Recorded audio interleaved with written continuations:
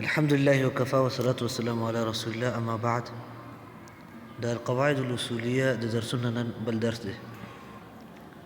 دا خبره دی قیدی پورې رسیدلې وه چې لا مجاز فيما هو غیبي. مجاز نشته دی په هغه څه کې چې هغه غیبي. ګوره یو خو دا خبره یاد ساته چې غیب چې کوم دی هغه دوه قسمه دی. غیب څه شی دی لکه دوه قسمه دی. یو غیب مطلق دی او یو مطلق غیب دی. پوه شئ که لکه یو غیب اصلي دی او غیب نسبي دی. داسې تقسیم وکړه. پوه شئ که غیب اصلي دغه هغه چاته ویل کېږي چې هغه د حواسو سره نه معلومېږي بلکل. صحیح ده که نه؟ او څوک په هغې باندې ادراک هېچا نه ده کړې.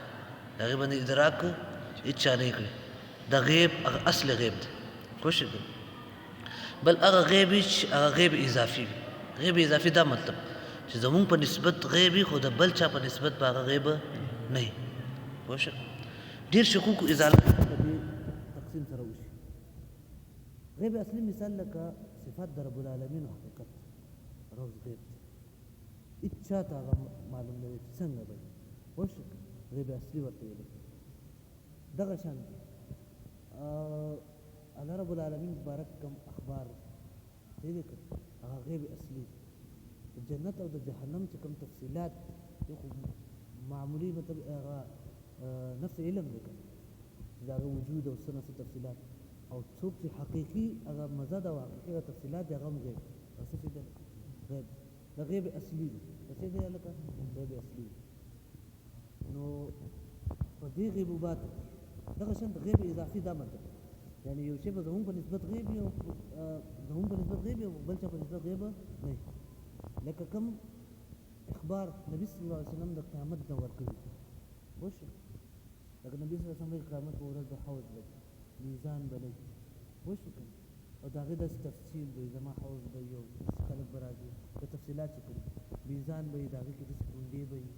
پوه شئ دغه شانتي دغه به یې څه نوم دی الله رب العالمین به راشي قیامت په ورځ. صحیح ده که نه؟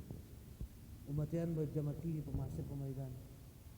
دا ټول هغه تفصیلات دي چې د غیب سره متعلق دي خو د غیب حقیقي دی هلکه نه د غیب اضافي دی. اضافي څه مطلب زمونږ په نسبت غیب دی خو نبي صلی الله علیه وسلم په نسبت دا غیب دی نه دی. ولې هغې ته دا په حواس سره ملک شوی. هغه ته الله رب العالمین وحي کړی دی. هغه ته الله رب العالمین څه کړی دی وحي کړی. اوس فرشتې لوح محفوظ غیب دی که نه دی غیب دی خو فرشتې په هغې باندې عالمین دي که نه دي دي ځکه چې فرشتو په نسبت دا غیب نه دی هغه هلته کې موجود دی. دا غیب په نسبت زمونږ دی. امریکا او زمونږ په نسبت غیب دی.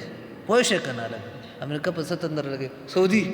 پوه شئ که نه سعودي زمونږ په نسبت څه شی دی لکه غیب دی. هلته کې چې کم فی الحال څه دغه تر څو پورې چې مشاهد څه ویډیو څه دغه ثبوت مونږ ته مخامخ را نه شي مونږ نه یو. صحیح ده که نه خو په نسبت هغه خلکو غیب نه دی هغو ته مخامخ محسوساتو باندې هغه ښکاري. پوه شئ که ها لا مجاز فی الغیبوبات. لا مجاز فی غیبوبات په غیبوباتو کې مجاز نشته. د نفي د مجاز کې درې مذاهب دي. څو مذاهب دي لکه درې. یو مذهب دا عام علماو دی چې هغه وایي چې مجاز نه په قرآن کې شته نه په لغت عربۍ کې شته.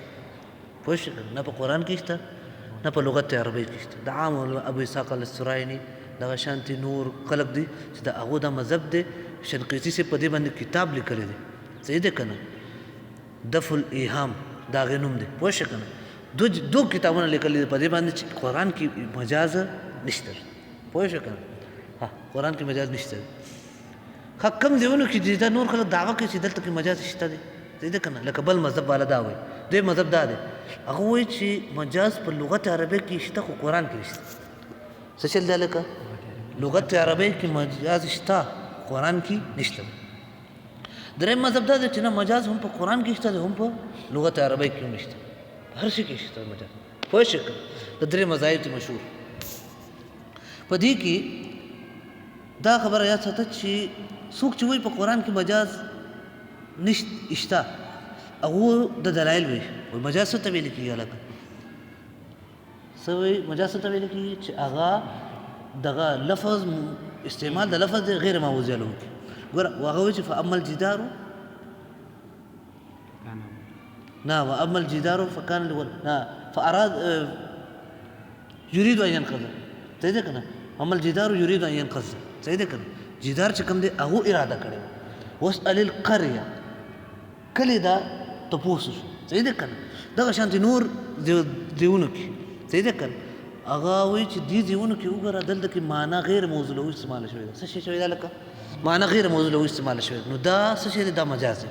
دا څه شي ده لکه مجاز نه مني هغه وایي چې نه دا مجاز نه دا اسلوب ثاني دی لکه څه شي ده لکه دا اسلوب ثاني دی د عربیت د لغت تقاضا ده هغه د څه کوي.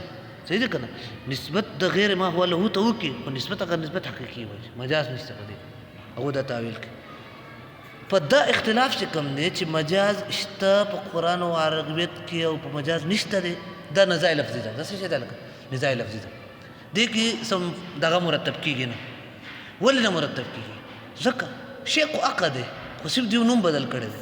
دیو چې دا اسلوب ثاني دی وایي شي کنه او هغه وایي څه شي ده لکه څه شي ده مجاز. هغه مجاز نوم کې دا اسلوب ثاني نوم دی خو دا دواړه باندې چې دا غیر مغوله ته نسبت شوی ده نسبت غیر مغوله ته شوی وایي ها سبع است په دې خلکو باندې چې دیو نفي د مجاز کوي لکه امام ابن تیمیه دغه شانتي امام ابن قیم په الصواعق المرسله کې په اخرنۍ دغه کې جلد کې هغه دغه شانتي ډېر تفصیل کړی په دې باندې چې مجاز په قرآن کې نشته دا هغه وجه دا ده چې ډېر اهل بدع استدلال کړی په مجاز باندې څه کړی دا لکه استدلال کړی په مجاز باندې او مجاز یو ډال ګرځول په نفي د صفات را الله رب العالمین صفات باندې نفي کړی دي مجاز یو ډال ګرځول د هر باطل عقیده ده پات لکه معتزله میزان نه مني هغه چې میزان خو مجازن استعمال شي میزان مراد انصاف دی عدل دی وش کنه میزان نشته په قیامت وش دغه شانته د ټول فرق باطله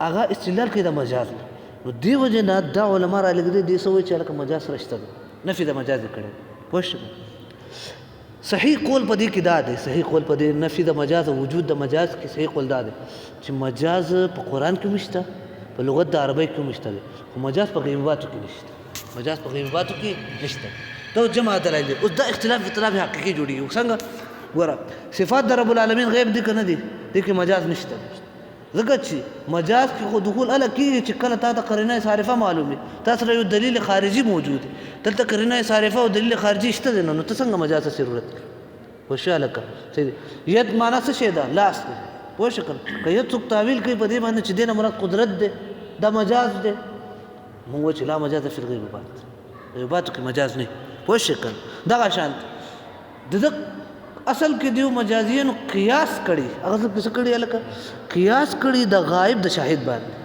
ځکه دا حکم لګي پوه شو کنه دا ټول هغه رست براشه چې لا قياس في غیبوبات التقي قاعده کې رش ان شاء الله تعالی الته لک دغه کو تشریکو خدا واره چې غیبوباتو کې قیاس نه پوه شو دغه شان د جنت او جهنم چې کوم نعمتونه دي یا جهنم کوم سزاګانې دي پوه شو کنه هغه ټول څه دي لکه غیبوبات دلته کې مجاز نشته دلته کې مجاز نشته دي پوه شو کنه د قبر کوم احوال دي ته دې کنه هغه څه دي لکه غیب دي په دې کې مجاز نشته دي په حشر سره کوم احوال دي هغه ټول څه دي لکه غیب دي پولیس رات کوم حقیقت دي کم طول او عرض او عمق او دا شیزونه دي هغه ټول څه دي لکه غیبات دي کم کونډي چې پاغه باندې لګیدلې دي هغه څه دي لکه غیب دي پاغه په مجاز باندې نه هم خوش کړه د څه بنوي چې لکه کونډو مراد دا شي هغه مراد دا شي دي اتيان د رب العالمین په ورځ د قیامت دا حقیقت دی کنه دی دا حقیقت ولې د غیبوبات دي لا مجاز فی الغیبوبات الله رب العالمین رؤیت په ورځ د قیامت صحیح ده کنه وجوه یومئذ ناظر الى ربها ناظر نو دلته کې دا څه شی دی دا غیب دی اوس غیب شته مجاز دی غیب کې مجاز شته غیباتو کې مجاز نه دا مجاز باندې هم کوه لکه چې رؤیت امر رؤیت قلبي دی د تعویل کول شو نشي وای شو لکه د ټول شیزونه چې کوم احکامات او غیبوبات کې راغلي دي ډیره مراد اصل څه شی دی لکه حقیقت دی وای شو نو لا مجاز فی الغیبوبات دا مسئله حل شوخه او دې سره ټول اشکالات چې کوم داربین دلایل دي ټول دغه چې کوم دي هغه حل کیږي او دا صحیح قولم دي پوه شئ لکه ها بل قاعده مصنف راوړي ولچ الحقيقه الشرعيه مقدمه على الحقيقه اللغويه عند التعارض دا مخکې هغه الاصل فی الکلام الحقیقه هغه کې مونږ تشریح وکړله چې حقیقت لغویه به غالبي په چا باندې نه حقیقت شرعیه په احکام شرعیه کې غالبي حقیقت شرعیه په احکام شرعیه کې اب غالبي هغه به راجح وي هغه به ترجیح ورکول کیږي هغه به اخیستل کیږي حقیقت لغوي به ترک کېدش حقیقت عرفي به ترک کېدش وشالک حقیقت لغوي او عرفي به الته نه له صلات نه معنا په دعا نه اخیله صلات اگر چې لغوي معنا حقيقي دعا ده هغه لغوي ده صلات الفاظ شرعيه په معنا شرعيه به عمل وشه لك او دغه شانت دعا نه مراد به صلات نه علي دعا نه مراد څه نه علي صلات به نه علي وشه کړه او دغه شانت دغه نور شذونه والا په هر حکم کې چې الته کې حقیقت چې کوم ځای اگر اغلی اصل پاګي کې څه شي دی لکه هر حکم شرعي چې دی هغه معنا شریعه باندې حمل کول دي دا پوه شئ الکه معنا شریعه باندې څه شي دی الکه حمل کول دي پوه مخکې مون مثال ورکړو چې توضؤ من لحوم الابل په هغه مثال کې توضؤ من لحوم الابل صحیح ده کنه او د څه کې تاسو سره د لحوم الابل نه الته مونږ ویلو ګره لحوم الابل کې مونږ کوم حقیقت اغسته